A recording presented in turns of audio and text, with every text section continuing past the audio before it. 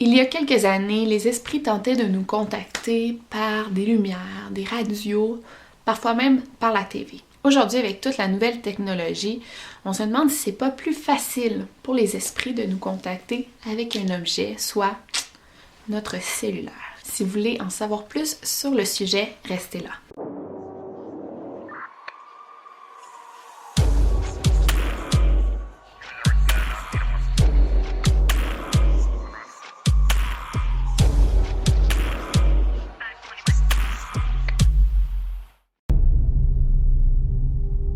Je vais vous raconter l'histoire de Jonathan qui a vécu des événements assez étranges lors de la mort de son grand-père.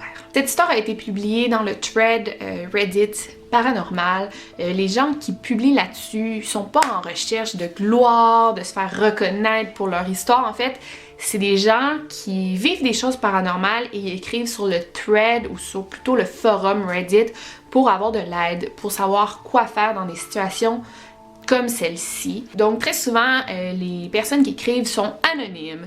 Des fois, ils répondent même plus par la suite. Après avoir raconté leur histoire, ils lisent les commentaires et prennent note de ces commentaires. Mais ça me surprendrait vraiment que ces histoires soient inventées. Donc, pour cette histoire, la personne qui écrit, bien sûr, elle est anonyme, mais je vais l'appeler Jonathan juste pour la facilité de l'histoire. Jonathan commence son témoignage en parlant de la mort de son grand-père et à quel point ça l'a touché, puisque son grand-père, c'était comme un père pour lui. Il dit que c'était la meilleure personne qu'il connaissait, et lui, qui avait pas connu son père, mais son grand-père était comme, en quelque sorte, rendu son père. Son grand-père, c'était vraiment un bon vivant. Il adorait agacer les gens, jouer des mauvais tours. Jonathan, il dit que jusqu'à son adolescence, il s'est toujours fait jouer des tours par son grand-père qui essayait de lui faire peur. Des fois, il rentrait comme des doigts dans l'oreille. Tu sais, vous voyez le genre, il faisait ça avec ses cheveux. Il faisait des blagues de grand-papa aux serveuses pour les faire rire. C'était une personne que tout le monde adorait. Il était toujours en train de sourire. Le grand-père de Jonathan avait été dans l'armée, donc il y avait des bons amis d'armée qu'il n'avait pas vus depuis longtemps, en 18 ans. Et Jonathan nous raconte qu'il y a 2 ans, soit en 2017, il avait enfin décidé de voir ses amis d'armée. Ses amis étaient venus le visiter dans sa ville natale à lui, là, au grand-papa. Et ont fait le tour de la ville, ils les ont amenés voir toutes les attractions touristiques, sont allés au centre d'achat, sont allés dîner ensemble et c'était vraiment une belle journée. Ils ont pris plusieurs photos cette journée-là parce que c'est des vétérans là, qui se voient après 20 ans et sont vraiment heureux de se voir, ils s'amusent beaucoup, ils font des blagues, ils se remémorent des souvenirs. Et selon Jonathan, les photos qui ont été prises de cette journée-là, genre du début de la journée jusqu'à la fin de la journée, sont assez étranges puisqu'on voit une sorte de changement de comportement chez son grand-père. Au début de la journée, son grand-père semble heureux, détendu, il sourit, il a l'air vraiment bien. Et plus la journée avance, plus son visage, son expression faciale change. Il semble devenir de plus en plus triste, apeuré, un peu perdu. À la fin de la journée, il a carrément l'air terrorisé, comme s'il avait vu un fantôme. Le grand-père de Jonathan était allé à la guerre et depuis son retour, à chaque nuit ou presque, il faisait des cauchemars. Donc il avait un solide PTSD, donc syndrome post-traumatique, suite à la guerre. Et chaque nuit, il rêvait à toutes les images qu'il avait vues durant son temps à la guerre. Il se réveillait toujours avec un visage un petit peu traumatisé, triste, qui se remémore des mauvais souvenirs. Il avait même déjà raconté tout ce qu'il avait vécu durant la guerre à son petit-fils. Il a déjà dit aussi que la pire erreur de sa vie, c'était de voir le regard de l'homme qui venait juste de tuer. Donc en le tuant, il avait vu ses yeux puis il dit « Ce regard-là m'a hanté toute ma vie ». Le grand-père de Jonathan, comme je dis, c'était un bon vivant, il souriait toujours, sauf le matin quand il avait eu des cauchemars. Et aussi, il vivait beaucoup d'insomnie, justement, à cause de ses mauvais souvenirs. Donc, qu'est-ce qui l'aidait à dormir? C'était un scanner de police. Donc, je pense une petite radio qu'on entend toutes les conversations des policiers par walkie-talkie. Je suis pas sûre, là, mais ouais, c'est ça, un scanner de police. Et il dormait avec ce scanner en dessous de son oreiller et ça l'aidait à s'endormir puisque ça lui rappelait les radios militaires durant les temps de la guerre. Donc, dans son témoignage, Jonathan nous montre une photo de son grand-père dans son état normal, très heureux. Voici la photo.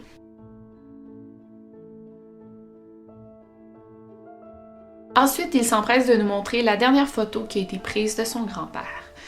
Regardez comment il a l'air terrorisé. On dirait qu'il a vu un fantôme. On dirait qu'il y a quelque chose là, qui retient son regard, qui lui fait peur. Regardez ça.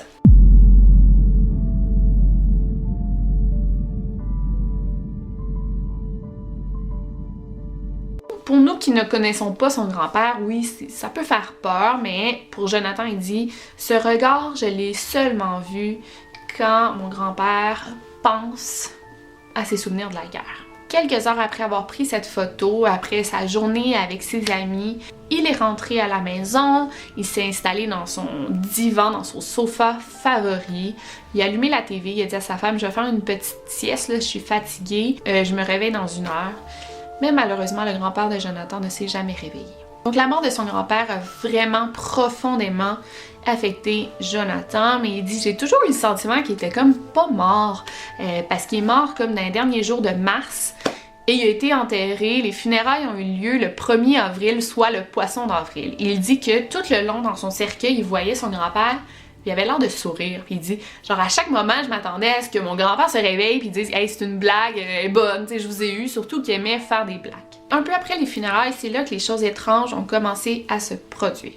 La grand-mère de Jonathan faisait des rêves vraiment vivides, vivants de son mari, mais le pire incident, je pense que c'est une journée, elle était chez elle, et là, son téléphone sonne, elle regarde, et là, il y a une photo de son mari, qui est en train de l'appeler, le nom, le numéro de téléphone, il est en train de l'appeler. Là, elle se dit, qu'est-ce qui se passe? Elle va voir parce qu'elle avait encore le téléphone de son mari qui était sur une petite tablette au-dessus de la cheminée. Elle va regarder, il est pas en train de faire un appel. Fait que là, elle dit, c'est qui m'appelle? Est-ce que c'est vraiment mon mari? Elle décide de répondre. Elle entendait comme de la statique, et là, elle a entendu un gros et ça l'a raccroché. Elle dit que par la suite, elle a eu d'autres épisodes où elle recevait des appels de son mari décédé, mais elle décidait de ne plus répondre. Quelques mois plus tard, Jonathan a décidé d'aller aider sa grand-mère parce qu'elle avait eu un dégât d'eau dans le sous-sol. Tout le sous-sol s'en venait comme pourri avec des champignons, donc il a décidé d'aller aider. Il dit aussi que la maison était comme infestée de coccinelles, il y en avait partout dans la maison, et surtout qu'il dit c'est étrange parce qu'il y avait comme pas de coccinelle vraiment dans l'état où il vivait. Mais bon, une journée, sa grand-mère a dit « Va chercher tes pantoufles là, parce qu'on va être dans le sous-sol, c'est un peu dégueulasse, va chercher tes pantoufles. » Il dit « Oui, pas de problème, ils sont où? » Elle dit « Va dans la chambre d'amis, en fait dans la commode, c'est dans le premier tiroir. » Donc il se rend, il ouvre le premier tiroir, il y a vraiment rien, le tiroir est complètement vide, il ouvre les autres tiroirs, c'est plein de vieux jouets, des vieilles bébelles comme on dit au Québec, là, des trucs, des cossins dans les tiroirs. Puis il dit « Grand-maman, genre je trouve pas mes pantoufles. » Là sa mère s'en vient, puis elle dit « Ben voyons Jonathan, là, elle ouvre le premier tiroir, elle dit « C'est vrai, il est vide. » Elle referme, elle regarde les autres, bon, on trouve pas les pantoufles. Là, plus tard sa grand-mère s'en vient. Elle ouvre le premier tiroir et là il dit c'était comme un tour de magie de genre Las Vegas, ok? Le tiroir était plein de vieux livres, des jouets, plein de choses et sur le dessus il y avait la paire de pantoufles. Et là la mère de Jonathan a dit ben là c'est pas la première fois que grand-papa nous fait des tours de même là, on est habitués. Jonathan il dit comment ça tu dis ça maman? Puis là, elle dit ben tu sais comment mon père était farceur, à chaque fois que je mets les pieds dans cette maison, il me fait des blagues. Il allume, il ferme les lumières, on entend des portes qui ferment, on entend des pas, il y a des choses qui se déplacent, donc c'est pas nouveau qu'il fasse des trucs de même. Le lendemain, c'était pire, il y a des choses qui changeaient de place tout seul. Par exemple, la grand-mère avait étendu des serviettes sur les chaises et tout. On les avait retrouvées en moton par terre. Ensuite, Jonathan il s'était ramassé avec une vieille bouteille de parfum de son grand-père dans l'un de ses sacs. Les lumières de la maison s'allumaient, s'éteignaient toutes seules. On entendait des pas et on entendait comme du vent qui frappait aux fenêtres. Tu sais, quand ils ventent beaucoup, les fenêtres font un bruit. Mais il ventait pas, c'était une journée super ensoleillée. Jonathan lui faisait des rêves assez étranges, mais il gardait ces rêves-là pour lui. Il l'a raconté dans le forum, mais j'ai vu que les rêves n'avaient pas vraiment un lien avec le reste de l'histoire, donc j'ai décidé de pas vraiment les raconter. Ça n'aide rien à l'histoire. Mais bon, il faisait des rêves assez fous. Et durant la journée, il restait quand même avec sa grand-mère pour l'aider parce qu'il avait des problèmes avec le routeur d'Internet. Donc, elle était au téléphone avec la compagnie. Elle a dit « Jonathan, viens ici, il est arrivé. » Puis elle a dit écoute ça. Elle a fait écouter, puis là, on entendait le monsieur là, de la compagnie qui parlait.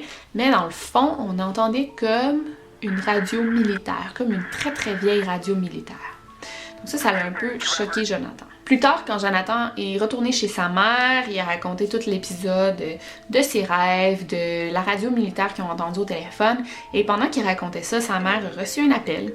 C'était juste des zéros. Elle a trouvé ça étrange. Elle a dit « Ça me tente pas de répondre à ça, on va laisser sonner ». Durant la soirée au travail, Jonathan travaillait dans une pizzeria et il racontait tous ses événements paranormaux à ses amis, tout ce qu'il avait vécu. Et là, il raconte ça, son téléphone sonne. Lui, il avait peur, c'était un numéro inconnu. Il répond et c'était sa petite amie qui prenait de ses nouvelles. Il était là, ouf. Il raccroche et là, le téléphone dans la pizzeria où il travaillait commence à sonner. C'était 1h du matin, il dit, il n'y a plus personne qui appelle pour une pizza, tout le monde sait qu'on est fermé. Donc là, il répond, il met le téléphone sur haut-parleur pour que ses amis soient témoins de l'appel. Et on entendait de la statique avec quelqu'un qui respirait très très fort dans le téléphone. On a ensuite entendu comme des interférences et on a entendu comme une radio de police, comme un scanner de police, comme son grand-père mettait en dessous de son oreiller. Après 2 secondes, les bruits des radios de policiers se sont arrêtés. On a continué à entendre respirer dans le téléphone et là, il a dit « Papi ». Et l'appel s'est terminé, la personne a raccroché. Donc ça, c'est l'histoire de Jonathan qui raconte ce qu'il a vécu. Mais là, attendez, ça c'est quand même fou. Mais il y a de quoi de pire qui est arrivé. Dans les commentaires, quelqu'un a laissé son témoignage en parlant des appels avec juste des zéros. Il dit « Mais ça me rappelle ce que moi j'ai vécu ». Encore là, c'est une histoire anonyme. La personne n'a pas de nom, mais je vais l'appeler Stéphanie. Donc Stéphanie est au travail et elle reçoit un appel de sa mère. Elle peut pas répondre puisqu'elle est au travail, donc elle écrit à sa mère « Maman, je suis au travail, je peux pas répondre, qu'est-ce qu'il y a? » Sa mère lui envoie un message vocal et elle dit « Je viens de recevoir ce message et je suis en train de virer folle.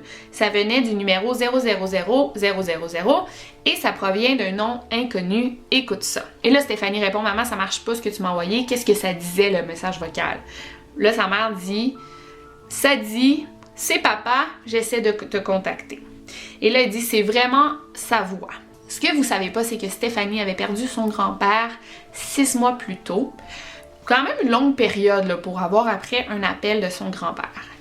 Et là, moi, ça m'a donné le frisson d'écouter le message vocal que son grand-père a laissé à sa mère. Ça donne froid dans le dos.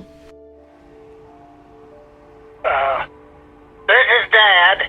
I was trying to contact you. This is Dad.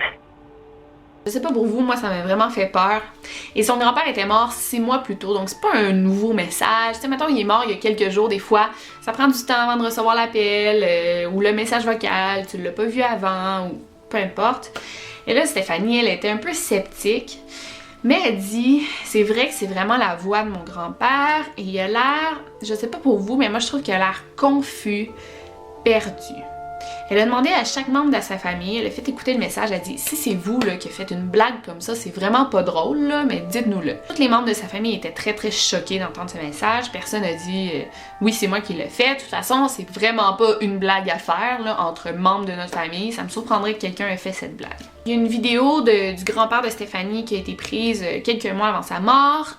Et quand tu les mets comme côte à côte, c'est vrai que les 2 personnes ont la même voix. This is Dad.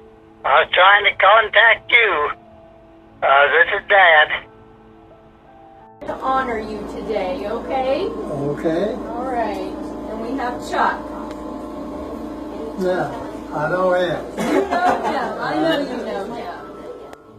Moi, ça me fait vraiment peur, surtout que la personne, le grand-père de Stéphanie ne dit pas « J'ai essayé de t'appeler, ça n'a pas fonctionné », il dit « J'essaie de te contacter ». Et je trouve que c'est un langage qu'on utilise beaucoup, genre il y a des personnes, des morts qui essaient de te contacter. S'il avait voulu dire « J'ai essayé de t'appeler », en tout cas, je sais pas, il l'aurait comme formulé d'une autre manière. Et apparemment, c'est quelque chose de commun de recevoir des appels provenant soit du numéro 0000 ou 99999.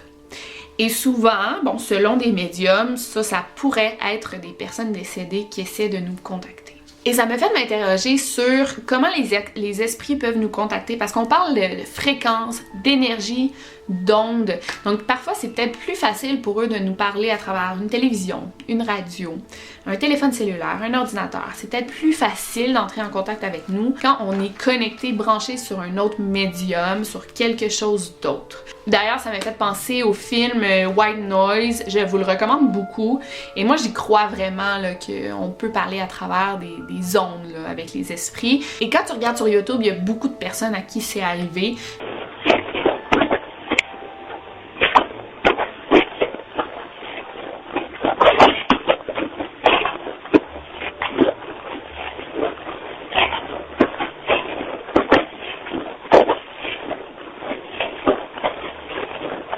J'ai lu genre une centaine de témoignages de personnes qui, suite à la mort de l'un de leurs proches, reçoivent des appels étranges, des messages textes étranges, et ça me fait penser à une vidéo que j'ai faite sur Emily, là, une histoire paranormale. Donc j'aimerais savoir qu'est-ce que vous en pensez de ça. Est-ce que ça se peut que les morts tentent de nous contacter à travers la technologie? Si vous avez aimé ce genre de vidéo, j'ai d'autres témoignages que j'ai vus sur Reddit. C'est sûr que moi je trouve ça plus intéressant quand j'ai des audios, des vidéos, mais j'aimerais savoir si ça vous intéresse que je fasse d'autres vidéos comme ça. Si oui, laissez-le moi savoir dans les commentaires. Laissez-moi un gros thumbs up. Et d'ici là, n'oubliez pas de garder l'oreille ouverte. Over and out.